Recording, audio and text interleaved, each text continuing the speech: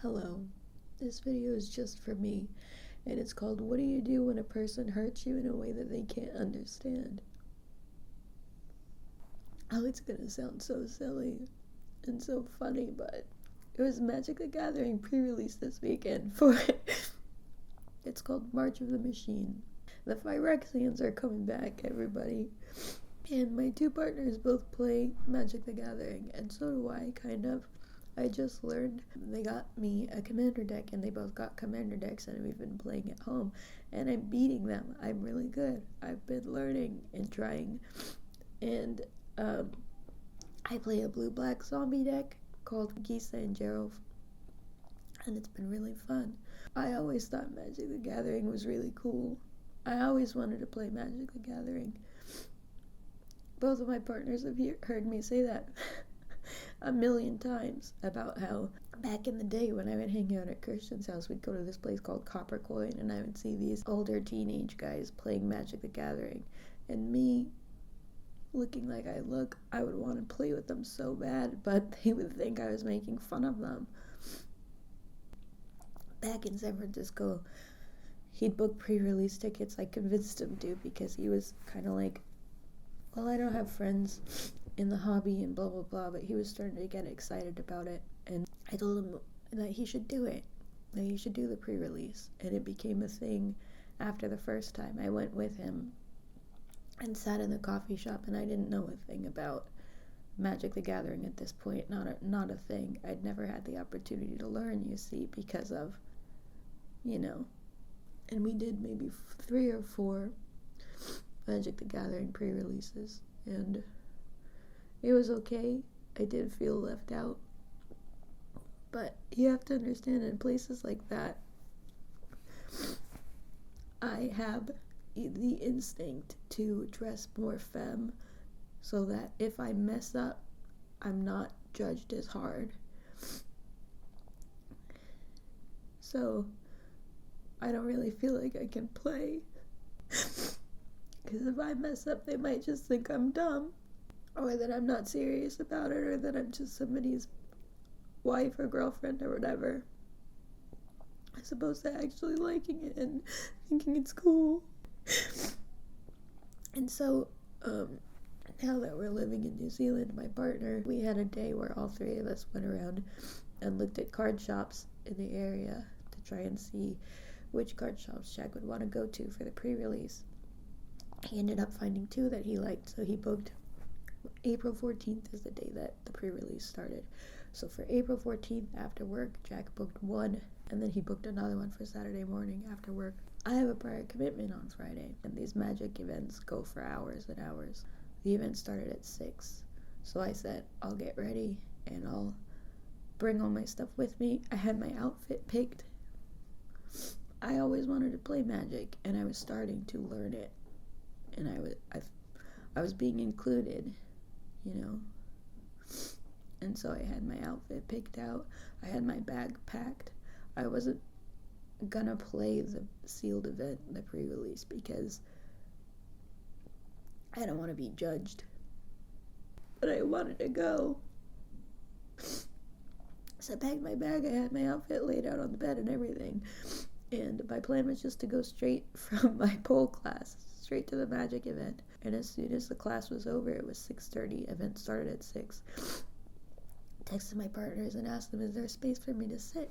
Turns out, long story short, the answer is no. I said so I shouldn't come, and one of them said, I want you to, and then they talked about it and told me, it might be iffy, you'll probably like it tomorrow. It'd probably be better if you come tomorrow. And the thing that hurt is that nobody considered how disappointed I might be. Nobody thinks I actually want to play it, even though I've told them a million times about how I always wanted to. But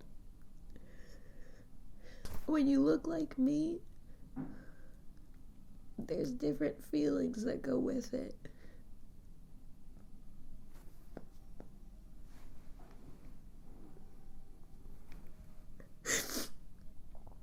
I'm a boy, you guys.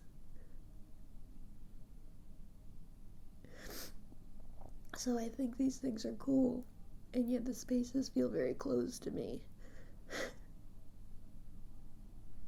And so there have been things that my partners enjoy. I like it when they have stuff together, but it's the fake inclusion that really hurts, because there have been things that they enjoy that I'm not invited to, not even invited to.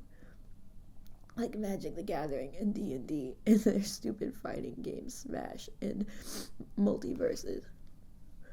I'm not invited. I don't even get asked if I want to do them.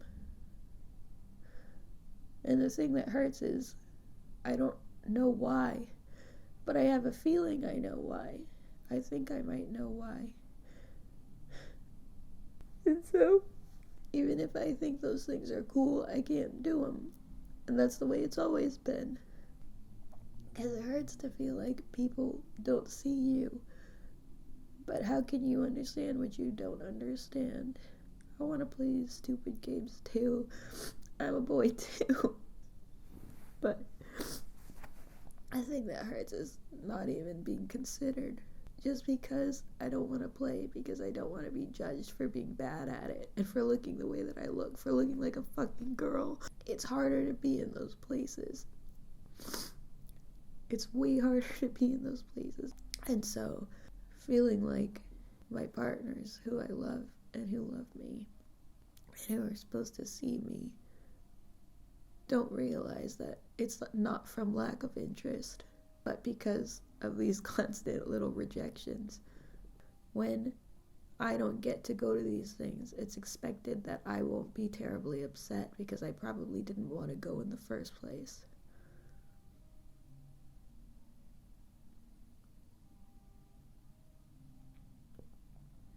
But nobody asks me if I want to go. I'm staying by myself in a hotel for a few days because I don't want to talk about it.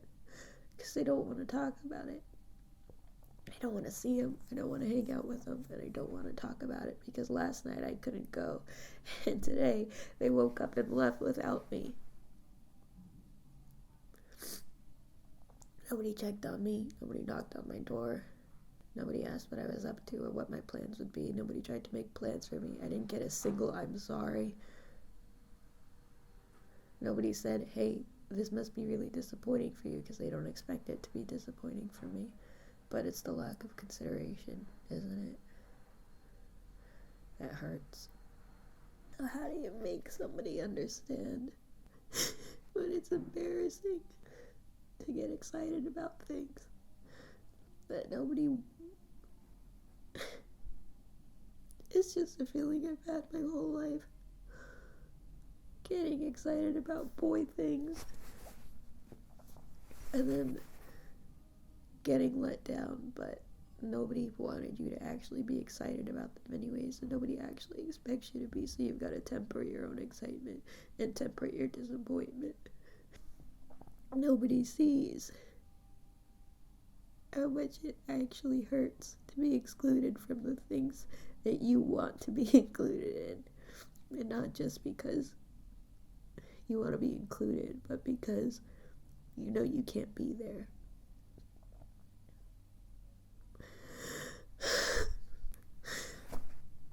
It's just being invisible.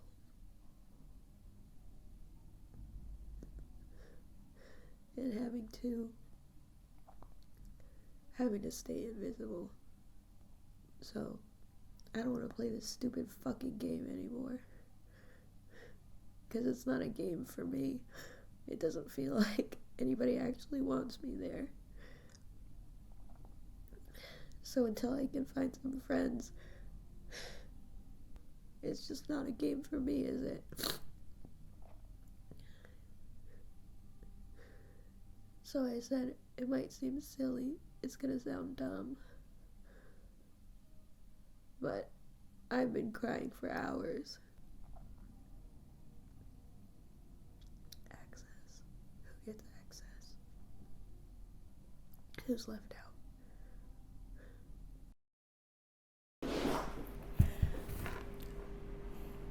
So first of all, yes, I'm okay. For you, it's maybe been about 0.08 seconds, but for me, it's been a couple of days. I'm okay. I got this little ass microphone because really I saw it online and I thought it was so funny and so cute, and I really wanted to start using it in my videos. And then today I thought, man, it would be really funny if I used this little ass microphone to talk about such a serious thing as the hardships of being trans and being invisible to the people that you love most. So, you're welcome. I'm back home. As you can tell, I'm in my apartment again. The conversations that needed to be had have been had. I ran away for a few days, and by that I mean I ran away from the people that I love, who love me the most, because the idea of being invisible to the people that you love the most can be such an overwhelming feeling of pain and hurt and fear and just profound pain and loneliness, that it is easier to run and hide and give up the love that you have for those people and the love that they have for you than to face the idea of them seeing you, of them seeing how badly that hurt.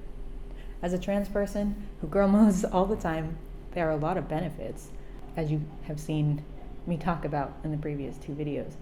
But one of the negatives is that I don't have access to those spaces that I was talking about earlier that I really want to have access to. In my head, I don't, because all those years ago when I walked into comic book shops and got weird looks, or heard stories from other people who say that girls aren't allowed to do comic books, that girls aren't allowed to like superheroes, that girls aren't allowed to play Magic the Gathering, I took those things to heart. I really did. I learned that the same way I learned all the other rules of being a girl. And so these things I always thought were cool, these things I always wanted for myself as a boy and couldn't have, I have to hide my excitement about those things, and I have to hide my disappointment when my access to those things is revoked. Because in my head, with the rules that I've learned, I'm not supposed to be excited about it anyways. So when I was not considered by my partners who I love and who love me, and I knew the whole time that I love them and that they love me so much, when I was not considered by them, when I wasn't seen, when they didn't realize how hurt I was and how disappointed I was, that pain was so bad that I ran, because I didn't want them to see how hurt it was, because it was embarrassing and I was ashamed. Being trans sometimes is like that too. It's the best thing that ever happened to me. Yeah, I maintain that still. But it is still painful. And it's still lonely.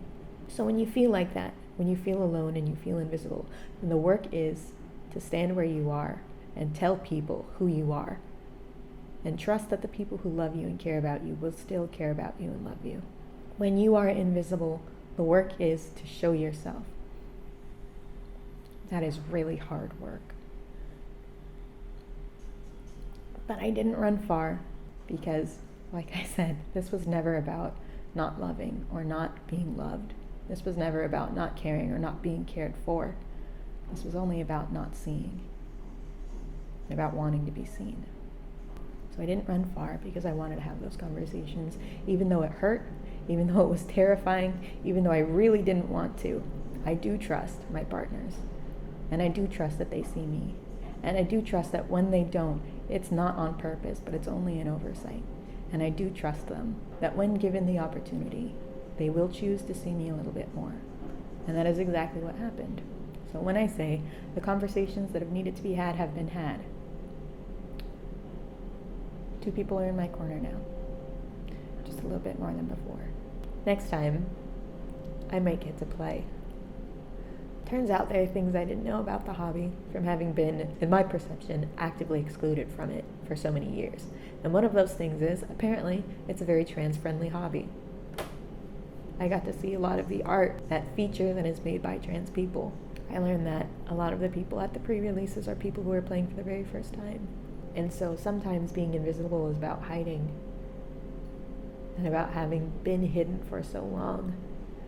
And now that you're given the chance to be who you are, it's about finding the places where you still don't want to be, because it's so scary. But I want to keep learning. I want to keep trying. I want you to see me, even like this, and especially like this, because for as much as I say that being trans is the best thing that happened to me, I maintain it even right now, even on Friday. even on Saturday, even when I was alone in a hotel room considering running away again to a different country, all different people, the way I have so many times. And if you know me in my life, you know I have been a runner forever. Because this pain is something that I don't think other people understand. I don't think non-trans people understand. I don't think my partners could have ever known unless I described it in explicit detail what that feels like. To be one thing and invisible to the whole world because you look like something else. And then to realize that even your partners can't see. And it's not their fault. Because they can't know what they don't know.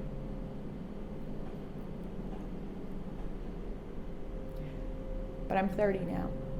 And instead of running, I'm standing here and I'm explaining it to you. Because it's important that you see. So that you can know the whole thing. It's not always the happiest thing to be. It's not always the easiest thing to be. But it is always the best thing for me. And I'd never give it up. Never, ever, ever. I would never want to be anything other than trans. And so from that, I have some other news for you. And this time it's really fucking good news. And normally I would say, if you've got an eating disorder, don't watch this. But you know what? If you have an eating disorder, I especially want you to watch this today. Because I have something really important to tell you. And it has to do with the size of my body. I've been realizing for the past month or so that I am what I call smaller. I don't use words like thin. I don't use words like skinny. I don't use words about my body that are tied to the diet industry. And you feel me on that. But I've noticed that I'm smaller and that my clothes are fitting me differently. That I look differently when I look in the mirror. And I'm a person who has struggled with body dysmorphia since I was about 4 years old. Oh, okay. But I've noticed that I'm looking smaller, circumference-wise, I suppose. And that is something that historically in my life has always worried me, really worried me. Because of the twofold thing of I have starved myself to the effect of wanting to be skinny, but not wanting to be so unhealthy that it's visible or that I'm in actual danger. That's the crazy thing about eating disorders too. They'll change what that point is. Anyways, there's something that you don't know about me, no matter who you are watching this, because nobody in the entire world but me knows this about me. And that is that every single day, from the time that I was about 16 years old until I was 25, every single day, I would measure my body in the mirror when I woke up, first thing. And I wrote a poem about it when I was 21. And I say it in my head every time I do it. And the poem goes like this. In a box under my bed is a purple tape measure. Every morning I take it out and I tie myself down so I don't float away. I did that every day for almost 10 years, every single day. I carried that tape measure with me everywhere. I have it with me right now. I can show it to you. I'll be right back. By the way, if you're my friend or a person who loves me and you're going, I didn't know that, you haven't done that around me. Yes, I have. I hid it from you. I'm telling you, I did this every single day from the time I was 16 until the time I was about 25. And I brought the tape measure with me everywhere, and I hid it from you because I didn't want you to know. But I needed to do it, and I did it. So, yeah. This purple tape measure has been in your house, probably. If you love me, it's been in your house. And I've woken up early so that you wouldn't know that I had to do this thing in the mirror every single day in order to feel good, in order to feel okay, in order to feel alive, in order to feel like I could be a person effectively. So, yeah, I did. I hid it from you. That's, don't be surprised. It's an easy thing to do. Here's my tape measure. This microphone might have been plugged in. Here's my tape measure. This is what it looks like. It goes up to 120 inches and starts at 0. It's really long. I've toyed with the idea of using centimeters to trick my brain into not judging myself, but it's a compulsion. It has always been a compulsion that I've had since I was about 16 years old to do this every single fucking day. And the number wouldn't even change much. It has changed. I'm a small person, and I'm not trying to trigger you, but let's say the first number is 108. my number would go from 108 and it dropped down to 106 and then to 105. And every time it dropped, I wanted it to drop further. And so my goal has always been 104.9. If I can get to 104.9, I'll be happy. This desire to be skinny starts with the desire to be loved, starts with the desire for me, for romantic love, to be attractive so that someone could love me romantically. And then it just evolves into being, you want to be smaller because you want to see if you can. This piece of tape that's all fucked up, this piece of tape that's all fucked up and weird like that is there because I've used it so many times over the years that the metal piece came off, got loose and came off, maybe 5 years ago. And so I have the piece of tape so that when I'm holding it flush against my body, I can feel where the number is, put my finger there, and then remove it so I can see exactly down to the 10th of an inch how big my body is that day. Like I said, the numbers don't move much, but if they moved a lot, I'd know how to feel. You see? That's a fucking sick thing to do. But I did it, and I still do it. But listen, I don't do it every day anymore. Ever since I learned I was trans, a week will go by. And the reason that I measure my body now is because there's a place I want to be. And I've talked about this with my partner extensively, and about the morality of this and the health of this. And am I okay if this is really what I want? Am I okay if I really actually want to be small? I've thought about that for years, ever since I started recovery. I love my body, I do. But when my body is a bigger size, takes up more space, I am so violently uncomfortable. So violently uncomfortable. And that's crazy because I love fat bodies. I think they're beautiful. It's not about being fat. It's about being me in a way that is uncomfortable. And I thought about this, and I thought about this, and I thought about this. And when I found out I was trans, I finally had the peace. And the peace is, when my body takes up space like that, my body becomes more womanly by societal standards. I get rounder, I get softer, I get prettier. And I don't like it. I don't like feeling like that. I don't like looking that way.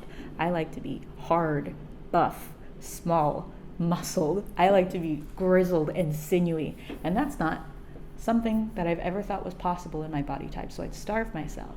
And I didn't know that's the reason I was doing it. But I starved myself to get the boobs off. Starved myself to get the legs off. Starved myself to show the muscle. That's what I wanted. Show the muscle. And so now, ever since I found out I was trans, I've kind of been in a process of accepting that that's okay. And Medusa, an artist that I follow online, who I've been looking up to in this space for 10 years, since both of us were kids. Medusa said something on their Instagram stories that surprised me so much that I think about it constantly now. And it was, the priority is not comfort, the priority is being alive. Once you are alive, sustainably alive, then you can think about comfort. And finally, I am sustainably alive. And so I've had the luxury and the privilege of thinking about my comfort in my body. Finally, my body and I are not enemies. We're not afraid of each other. I feel good here. And because of that, I have the luxury and the privilege of thinking about my comfort. I don't starve myself anymore. I don't starve myself anymore. I don't starve myself anymore. At all, ever, period. I've been doing that since I was 4 years old and I stopped. It's a compulsion too. It's an addiction too. But I don't do it anymore. Now, I've learned to exercise and to eat moderately in order to achieve a size that is comfortable for me. And I'm there now. I've looked in the mirror lately and seen myself getting smaller. First of all, huge, because body dysmorphia would cloud my vision before. Body dysmorphia and mostly gender dysphoria would cloud my vision. And now that I can see myself clearly for who I am as a person, I can see my body clearly. That fog has lifted. And now that I can see my body clearly, I can see the changes that are happening in my body that are aligning with who I want to be and what I want to look like in order to signify to other people a little bit more of who I am, a little bit closer to who I am, past my skin suit. This is my cat, Tom. And so today, I took out the tape measure for the first time in a long time. And I measured my body. And my body is at the same place that it was when I was at my happiest. And by at my happiest, I mean I had romantic love and friends. And I was starving myself. And I thought that all the good things that were happening to me was because I was pretty, because I had starved myself. I'm the same place that I was then. And that feeling is shocking, because for the very first time, I'm not looking for love, and I'm not looking for acceptance, and I'm not looking for somebody else to tell me how worthy I am, and I'm not starving myself to get those things. For the first time, I'm looking at myself and saying, I see you, and I know what you want, and I know where your comfort is, and I can help you get there, so that you can be a little bit more comfortable in the body that we have, that we're sharing, with love. We do yoga, we run 5Ks. I ran 7 miles once. I can swim. I play outside. I went to a trampoline park recently. I do pole twice a week. I'm learning to dance. These are things I didn't have energy to do before, and that I was too afraid to do. I didn't like expressing my body. I didn't like expressing myself with my body. I didn't like looking at it.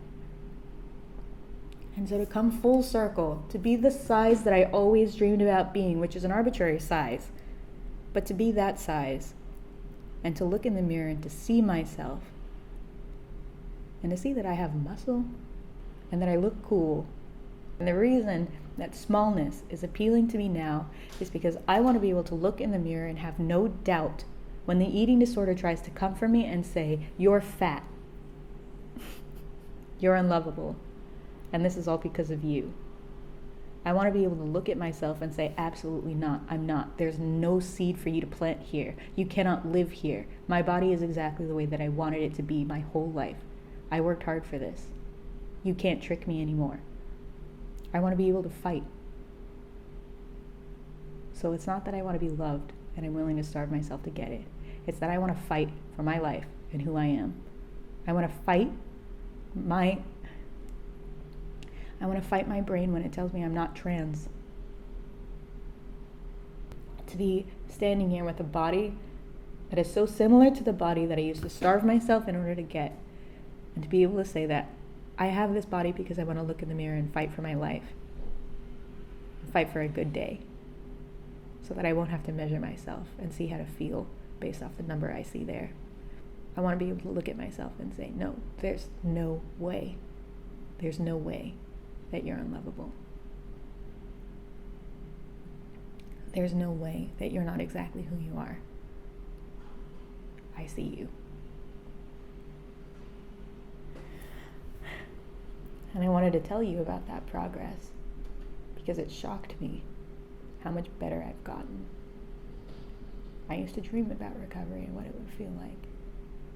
And never did I think it would feel like being the exact same place I'd always wanted to be, with a new mindset. Recovery feels like freedom. And in the end, I got everything I ever wanted. And all I had to do was look at it from a new perspective. In the end, you get everything you've ever wanted. And I'm not saying that your body will look the way you dream of it looking when you're sick, because I don't have the body I dreamed of looking like when I was sick, but I do have a body that's strong and capable and comfortable for me as a trans person. And so when you're recovered, you also will be comfortable. And I didn't know I'd ever be comfortable. Being trans is the best thing that's ever happened to me. Even when things are hard, there are wins to celebrate. And really, it's all wins, isn't it? Because the conversations that needed to be had were had. Everybody learned about me and about each other. And now we have the opportunity to care for each other more. And also, when I look in the mirror, I don't feel like I'm looking at someone else. So I wanted to tell you what happened. And I wanted to tell you that sometimes it's ugly. But that doesn't mean that it's not good. And that doesn't mean I'm not going to make the best of it.